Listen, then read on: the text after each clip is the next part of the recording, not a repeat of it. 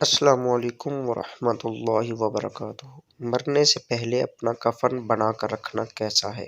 کیا فرماتے ہیں علماء دین مفتیان شرع دین اس مسئلے کے بارے میں کہ ایک شخص ابھی زندہ ہے لیکن انہوں نے اپنی زندگی میں ہی اپنا کفن تیار کر لیا ہے اور وصیت کر رکھی ہے کہ مجھے اسی کفن میں کفنانا۔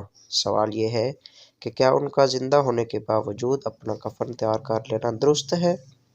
جواب: حضرت سیدنا سہل بن سعد رضی اللہ تعالیٰ عنہ روایت کرتے ہیں کہ ایک خاتون نبی پاک صلی اللہ علیہ وسلم کی خدمت اقدس میں خوبصورت بنی ہوئی حاشیہ والی چادر لائی۔ کیا آپ کو سب کو معلوم ہے کہ کون سی چادر تھی؟ لوگوں نے جواب دیا، وہ تہ بند۔ کہا، ہاں۔ اس عورت نے عرض کی، میں نے اسے اپنے ہاتھ سے بنا ہے تاکہ آپ صلی اللہ علیہ وسلم کو پہناؤں۔ نبی پاک صلی اللہ علیہ وسلم نے اسے قبول فرما لیا اور آپ کو اس کی ضرورت بھی تھی۔ آپ اس چادر کو ازار بنا کر ہمارے پاس تشریف لائے۔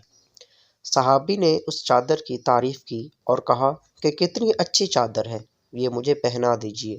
لوگوں نے اس سے کہا، تم نے اچھا نہیں کیا کیونکہ نبی پاک صلی اللہ علیہ وسلم کو اس کی ضرورت تھی، اور پھر تمہیں یہ بھی معلوم ہے کہ حضور کسی کا سوال رد نہیں فرماتے، اس کے باوجود تم نے چادر مانگ لی۔ تو اس نے کہا، خدا کی قسم، یہ چادر میں نے پہننے کے لیے نہیں مانگی بلکہ اس لیے مانگی ہے کہ میں اس مبارک چادر کو اپنا کفن بناؤں۔ حضرت سیدنا سہل رضی اللہ تعالیٰ عنہ فرماتے ہیں کہ وہ مبارک چادر ان کا کفن بنی۔